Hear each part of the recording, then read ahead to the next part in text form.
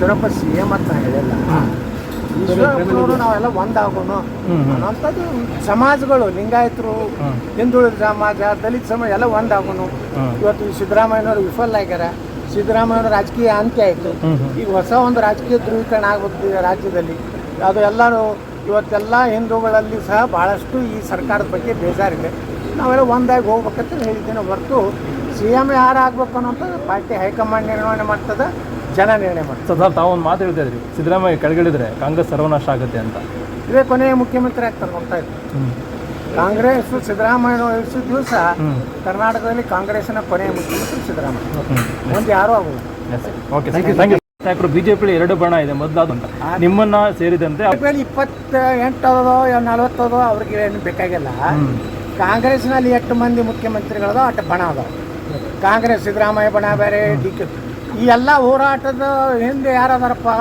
ಇವೆಲ್ಲ ಅವ್ರನ್ನ ಸಿದ್ದರಾಮಯ್ಯನವ್ರ ವಿರುದ್ಧ ಇರುವಂಥದ್ದು, ಮಲ್ಲಿಕಾರ್ಜುನ್ ಖರ್ಗೆ ವಿರುದ್ಧ ಇರುವಂಥ ಎಲ್ಲ ಮಾಹಿತಿ ಕೊಡೋರು ಯಾರು? ಅವ್ರ ಪಾರ್ಟಿಯವರೇ. ಯಾರು ಸರ್? DK ಶಿವಕುಮಾರ್ ಅವರೇ ಭಾಳ ಪ್ರಭಾವಿ ನಾಯಕ ಕರ್ನಾಟಕದ. ಅವ್ರು ಕೊಡ್ಲಕತ್ತಾರ, ನಾವಲ್ಲ. ನಮಗೆ ಅವ್ರ ಮಾಹಿತಿ ಸಿಗುವುದೇ ನಮ್ಮ ಪಕ್ಷದವ್ರು ಅವರಿಂದಲೇ. ಯಾಕಂದ್ರೆ ಅವ್ರನ್ನ ಸಿದ್ದರಾಮಯ್ಯ ನಿಲ್ಲಿಸ್ಬೇಕಂತೇಳಿ ದೊಡ್ಡ ಷಡ್ಯಂತ್ರ ಕಾಂಗ್ರೆಸ್ನಲ್ಲಿ ನಡೆದಿದೆ. BJPಯಲ್ಲಿ ಏನೂ ಇಲ್ಲ. BJP ನೈತಿಕ ಹೊಣೆ ಹೊತ್ತು ಇವತ್ತು ಏನು ಹೈಕೋರ್ಟ್ ತೀರ್ಪು ಕೊಟ್ಟಿದ್ದು ಅದ್ರ ಮೇಲೆ ಅದನ್ನು ಆದರ್ಶ ರಾಜೀನಾಮೆ ಕೊಡ್ಬೇಕಂತ ಅನ್ನೋದೇ BJP ಒಂದು ಈ ವಿಚಾರದಲ್ಲಿ ನಿಮ್ಮ ಪಕ್ಷದ ನಾಯಕರು ಸಮರ್ಥವಾಗಿ ಹೋರಾಟ ಮಾಡ್ತಿದ್ದಾರೆ ಅಂತ ಅನ್ಸುತ್ತಾ ಸರ್ ತಮಗೆ? ನಾವು ಇದು ಇನ್ನೂ ಕಾಲು ಪಕ್ವಾಗಿಲ್ಲ. ಪಕ್ವ ಆಯ್ತಂದ್ರೆ ಹೇಳ್ತೀವಿ. ಇನ್ನೊಂದು ವಾರ ಟೈಮ್ ಕೊಡಿ. ಈ ವಿಜಯದಶಮಿ ಮುಗಿಲಿ, ಇವರೆಲ್ಲ ನೋಡ್ತೀನಿ ಹೆಂಗೆ ಹೋರಾಟ ಮಾಡ್ತಾರ, ಯಾರು ಅಬ್ಸೆಂಟ್ ಉಳಿತಾರ, ಯಾರು ಪ್ರಾಮಾಣಿಕ ಹೋರಾಟ ಮಾಡ್ತಾರ, ಸಿದ್ದರಾಮಯ್ಯನವ್ರ ಬಗ್ಗೆ ಉಗ್ರವಾಗಿ ಯಾರು ಮಾತಾಡ್ತಾರೆ, ಎಲ್ಲಾನು ಕಾಲ ಬರ್ತೈತೆ ಅವ್ರು ಹೇಳ್ತಾರೆ. ಬ್ರಿಗೇಡ್ಗೆ ಸಂಬಂಧಪಟ್ಟಂತೆ ನಿಮ್ಮ ಬ್ರಿಗೇಡ್ ಅಂತ ನಾವು ಹೆಸರಿಟ್ಟಿಲ್ಲ, RCB ಅಂತ ಹೆಸರಿಟ್ಟಿಲ್ಲ.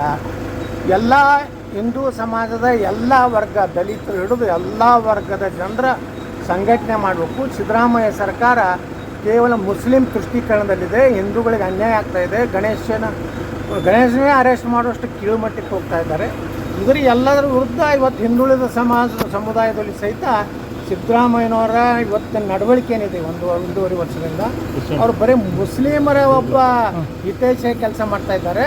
ಅವರು ಹಿಂದೂಗಳ ಪರವಾಗಿ, ಹಿಂದುಳಿದವರ ಪರವಾಗಿ, ದಲಿತರ ಪರವಾಗಿ ಯಾವುದೇ ಕೆಲಸ ಮಾಡ್ತಾ ಇಲ್ಲ. 14,000 ಕೋಟಿ ರೂಪಾಯಿ ದಲಿತರಿಗೆ SC ST PTSD ಹಾಕಿದ್ರು.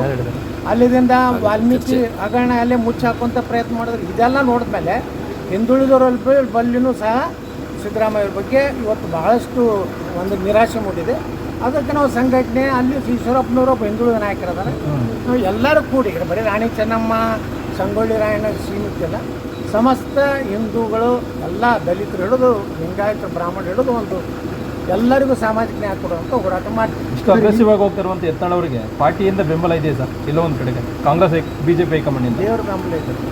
ಅಲ್ಲ, ಯಾಕಂದ್ರೆ ಗಣಪತಿಯ ಬೆಂಬಲ ಇದೆ, ವರಿಷ್ಠ ಬೆಂಬಲ, ದೇವ್ರ ಬೆಂಬಲ ಇದ್ದಾರೆ ಎಲ್ಲರಿಗೂ ಇದ್ದಾರೆ. ಅಲ್ಲ, ಉಚ್ಚಾಟಿತ ನಾಯಕರನ್ನ ಭೇಟಿ ಮಾಡ್ತಾರೆ, ಪಕ್ಷ ವಿರೋಧಿ ಚಟುವಟಿಕೆ ಆಗ್ತಾ ಇದೆ, ಹಾಗಾಗಿ ಇವ್ರ ಮೇಲೆ ಆಕ್ಷನ್ ಆಗ್ಬೋದು ಅಂತೆಲ್ಲ ಮಾತು ಬರ್ತಾ ಇದೆ.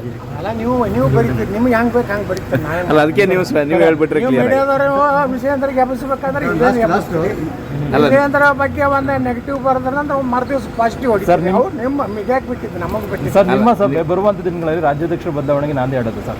ಏನೋ ಗೊತ್ತಿಲ್ಲರಿ. ಈಗಂತೂ ಅದಕ್ಕೆ ನಮ್ಮ ಸಭೆ BJP ಒಳಗಿನ ವಿಚಾರವನ್ನು ಅರವಿಂದ್ ಲಿಂಬಾವಳಿ ಹೇಳ್ತಾರೆ. ಕಾಂಗ್ರೆಸ್ ಬೈದಿದ್ದು ಹೇಳ್ರಿ, ನಾ ಬೈತೀನಿ. Thank you sir.